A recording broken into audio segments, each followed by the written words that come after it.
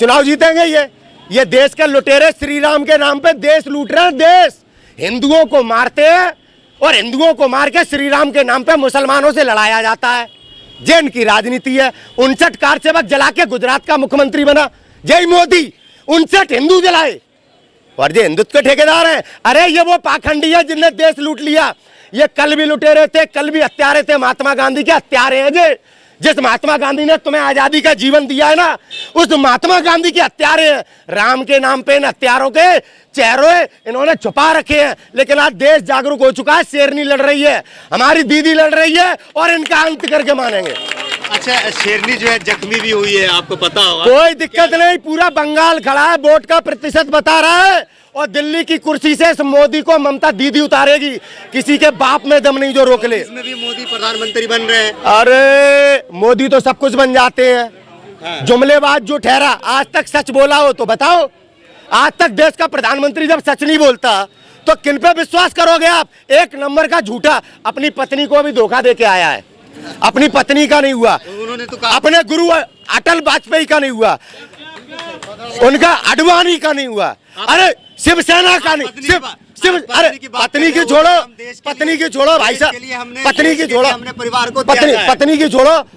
ये शिवसेना का नहीं हुआ, ये हमारी सेना का भी नहीं हुआ, भारतीय सेना का। चुनाव जीतने के लिए 44 पुलवामा में हमारे सैनिकों को कैसे मरवाया।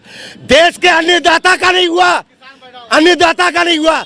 इस 2 कौड़ी के अमित शाह और नरेंद्र मोदी को ये देश इनकी औकात बताएगा। अच्छे अच्छों के हमने रंगबाजी ढीली करी है इस देश ने, अच्छे अच्छों की। फाइनल रिजल्ट क्या है नंदीग्राम का? फाइनल रिजल्ट यार, जो दर्शक है, जो हमारे दर्शक है, वो फाइनल रिजल्ट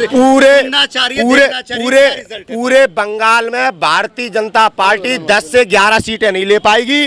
ममता बनर्जी 200 से ज्यादा सीटें लेकर पूर्ण बहुमत में सरकार बनाएंगी। रोक पाए तो रोक ले नरेंद्र मोदी।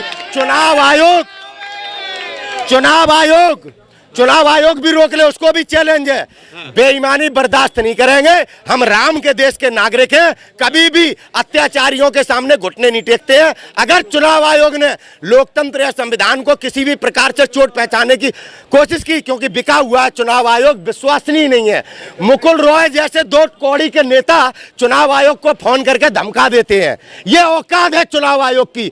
अगर हमारे बंगाल में किसी भी प्रकार की हिंसा फैलाने का प्रयास किया इस भारतीय जनता पार्टी ने, तो इसका अंजाम भुगतना पड़ेगा। आज देश इन परिस्थितियों में नहीं है कि हम इनके अत्याचार सहन करें। भारतीय जनता पार्टी के ऊपर आरोप लगा रहे हैं। आरोप नहीं लगा रहा, सच बोल रहा हूँ। सच बोल रहा हूँ। आरोप क्या होता है? आरोप क्या लगाया? चोर है ये, चोर है, नंबर 1 के देशद्रोही है, संविधान विरोधी है। आरोप नहीं लगा रहा। चुनाव आयोग क्यों नहीं कराता वीडियोग्राफी? अगर चुनाव आयोग हमारे देश में लोकतांत्रिक व्यवस्था को मजबूत करना चाहता है, क्यों नहीं करा रहा वीडियोग्राफी? क्या कारण है कि आज हमारे देश में हमारा मतदान, आम जनता का मतदान सुरक्षित नहीं है? अगर हमारा वोट सुरक्षित नहीं है तो हम गुलाम है। याद रखना, केवल ये वोट लेने के लिए तो पैर धोते हैं, वोट लेने के लिए तो बेटी बचाओ बेटी पढ़ाओ करते हैं। आज ईवीएम के कारण हमारी इज्जत नहीं बची, क्योंकि वोट इनके हिसाब से पड़ते हैं। कहीं वोट बटन दबाओ कमल में जाएगा, कमल में। अच्छा, प्रधानमंत्री जो है अभी बांग्लादेश के दौरा पे थे। उन्होंने बताया कि बांग्लादेश की आजादी की हमने लड़ाई लड़ी है। उन्होंने कहा था कि हम सत्याग्रह भी किया था और हम गिरफ्तार भी हुए थे। अबे चोर है, झूठा है, किसी के भी पीठी में खंजर भोंकता है। इसने कब आंदोलन करे? ये कोई आंदोलनकारी नहीं है, पैदा नहीं हुआ होगा जब बंगाल में, जब इंदिरा गांधी जी ने बंगाल का निर्माण करा तब इसे ABCD नहीं आती होगी। समझ में आई? टपोरी है, झूठा है यार। भारत की इज्जत पूरी दुनिया में मिट्टी में मिला दी है इसने। क्या बात करते हो इस आदमी की तुम? आज हम सबसे बड़े इस हालात में खड़े हुए केवल इस प्रधानमंत्री के कारण कि आज देश में मजदूरों के अधिकार छीन लिए इसने। आज मजदूर क्या बन गया है? गुलाम, नौकर। आज स्टूडेंटों के पास क्या बचा है?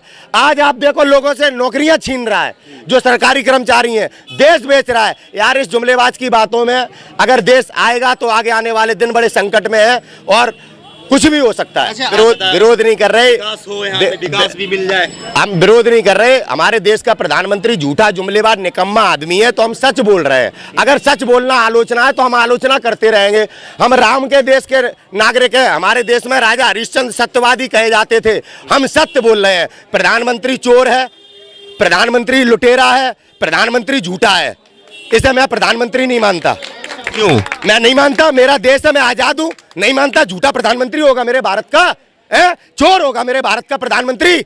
आप मानो, मुझे कोई दिक्कत नहीं, लेकिन मैं राजपूत इस प्रधानमंत्री को देश का प्रधानमंत्री नहीं मानता, जिसने मेरे देश की गरिमा और मान सम्मान को जिसने अपमानित किया हो पूरी दुनिया में, पूरी दुनिया में। आज देश बेच रहा है, ये गद्दार है, ये गद्दार है। इसकी मां को भी दुख होता होगा कि मैंने ऐसा लाल जना जो आज भारत माता को बेच रहा है। ये किसी का सगा नहीं है, अंबानी अडानी का नौकर है, नौकर।